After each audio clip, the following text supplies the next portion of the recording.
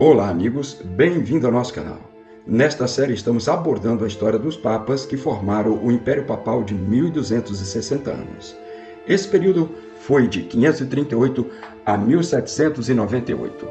Este é o nosso terceiro vídeo e nele vamos falar de Pelágio, o sucessor do Papa Vigílio, o assassino. Pelágio foi papa entre 16 de abril de 556 até 4 de março de 561. Pelágio também era romano de nascimento e cedo ingressou na carreira eclesiástica. Quando o bispo Vigílio foi convocado a Constantinopla em 547, conseguiu enviar da Sicília vários navios carregados de trigo para a cidade de Roma, para aliviar a fome do povo. Infelizmente, os navios caíram na mão dos ostrogodos. Foi nesse ínterim que Pelágio, sabendo do acontecido, entra em contato com os godos e consegue recomprar a carga de trigo apreendida por eles. O povo ficou muito feliz com a intervenção de Pelágio. E Pelágio, que sempre tivera a intenção de ser o bispo de Roma, ficou muito feliz também. E nada como fazer o bem sem ter nenhuma intenção oculta para conseguir comprar mentes e corações. Agradecidos, os políticos de Roma fizeram uma espécie de embaixador para atuar junto aos ostrogodos, pedindo que deixassem o cerco de Roma. Mas o rei dos ostrogodos, Tótila, esse sujeito aí na tela, recusou-se. Em vez disso, aumentou o cerco e dentro de 3 dias conseguiu entrar na cidade de Roma. Os saques, os estupros e a matança espalharam-se pela cidade. Foi quando Tótila foi até a igreja de São Pedro, a pretexto de agradecer a Deus pela feliz empreitada do cerco de Roma. Eis então que aparece Pelágio acompanhado de outros clérigos, com uma cruz numa mão e o evangelho na outra, e suplica a Tótila: Senhor, poupai os vossos. O Deus dos exércitos submeteu-nos à vossa autoridade. Poupai os vossos súditos. Tótila atendeu às súplicas do clérigo e suspendeu as matanças e estupros, autorizando somente os saques. Imagina só. E esses saques ocorreram no espaço de 40 dias. Quando Tótila ficou sabendo que Belisário se aproximava, juntou seus guerreiros e fugiu de Roma. Claro, vocês se lembram do general Belisário do vídeo anterior. O Tótila não queria conversa com ele. Enquanto o bispo Vigílio estava em Constantinopla, praticamente como prisioneiro, num longo concílio ordenado pelo imperador, Pelágio ia se preparando para tornar-se ele mesmo o próximo bispo. Passada a ameaça de Tótila, o clero de Roma enviou Pelágio para Constantinopla, para vigiar o bispo Vigílio de perto, e não sem razão. Vigílio era igual a um camaleão, mudando a opinião e discurso de acordo com a ocasião. Pelágio ganhou a confiança do imperador e foi nomeado pelo mesmo apocrisiário da Igreja de Roma. Apocrisiário? Você deve estar se perguntando o que é isso. Na linguagem de hoje, seria algo como um embaixador ou um cargo diplomático, como um núncio apostólico, por exemplo. Pelágio, depois de algumas aventuras e desventuras lá pelos lados do Império Bizantino, conseguiu conquistar a confiança total do imperador, que lhe prometeu: o próximo bispo de Roma será você. Lembra do bispo Vigílio voltando todo feliz para Roma em 555? O Pelágio, por uma dessas incríveis coincidências que nunca são coincidências, também estava no mesmo navio voltando para casa. Quando, ao chegarem em Siracusa, uma ilha no sul da Itália, Vigílio foi envenenado. Eu não vou afirmar que foi Pelágio que fez essa maldade, mas é muito suspeito mesmo. Porque tão logo Vigílio foi declarado morto, Pelágio apoderou-se do manto pontifical e, sem mesmo esperar o resultado de uma eleição regular, declarou-se bispo de Roma pela autoridade do imperador Justiniano. Contudo, à sua chegada à cidade, os clérigos recusaram-se a consagrar sua usurpação e acusaram-no publicamente da morte de seu predecessor.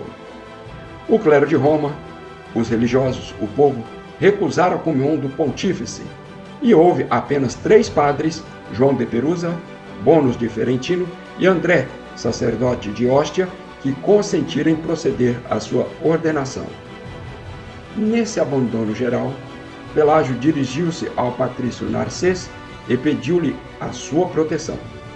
Cabe uma explicação aqui. Este Narcés era o substituto de Belisário no comando do exército imperial na Itália. Belisário havia sido enviado para combater os persas no longínquo Oriente. E Narcês, para obedecer às ordens do imperador, consentiu em auxiliar o novo papa e ordenou uma procissão solene, na qual se empregaram todo o luxo e todas as pompas das grandes cerimônias, a fim de atrair a afluência do povo. A procissão, saída da Basílica de São Pancrácio, dirigiu-se para a Basílica de São Pedro. Quando chegou ao interior da igreja, o Pelágio pegou no evangelho com uma das mãos e na cruz com a outra, e com um cântaro sobre a cabeça subiu nessa posição até a tribuna, a fim de ser visto por toda a Assembleia.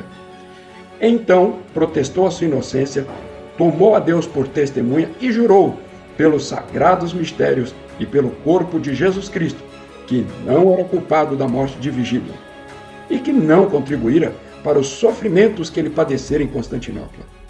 Em seguida, Pelágio criou novos oficiais e fez grandes liberalidades ao povo com o dinheiro que Vigílio trouxera de Constantinopla.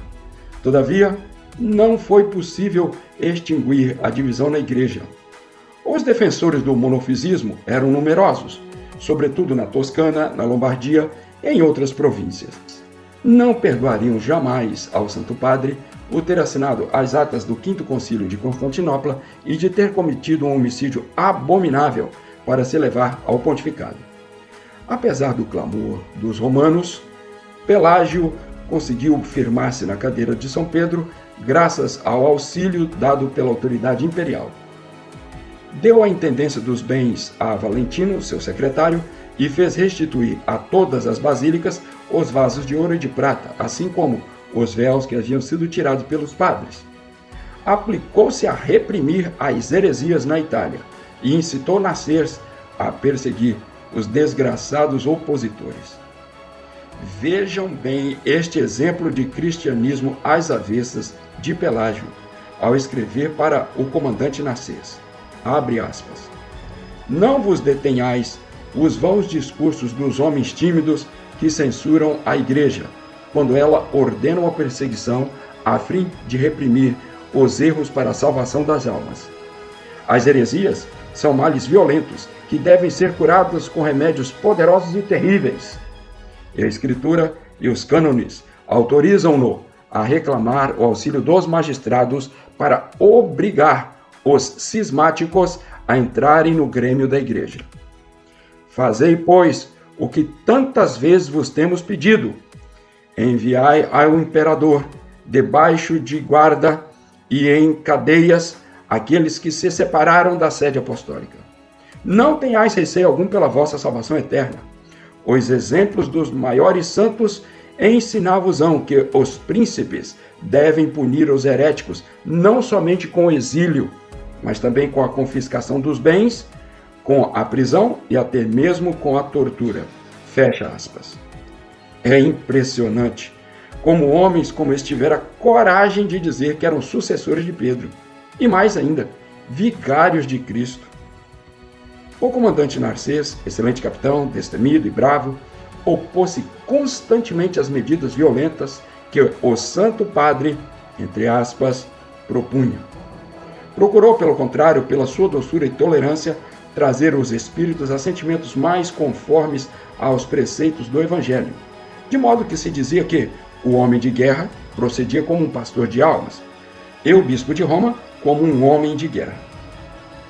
Bem escreveu o escritor Maurice Lachatre, abre aspas, devemos concordar que o clero encontrou sempre uma grande alegria em nadar em sangue, em contemplar a carnificina, e que os padres excederam os próprios reis em crueldade, sempre que tiveram nas mãos o poder absoluto.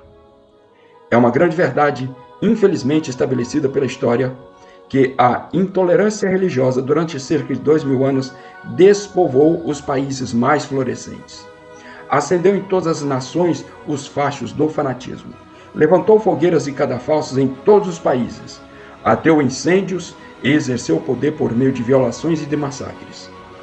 O que há de mais deplorável é que os ministros de todas estas crueldades cobriram-se aos olhos do povo com o pretexto espicioso da sustentação da ortodoxia da Igreja e tornaram odiosa uma religião sublime na sua moral.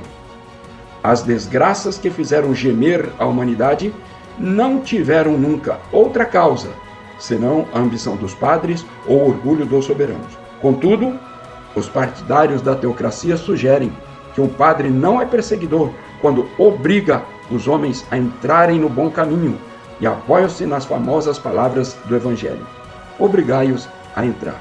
Fecha aspas.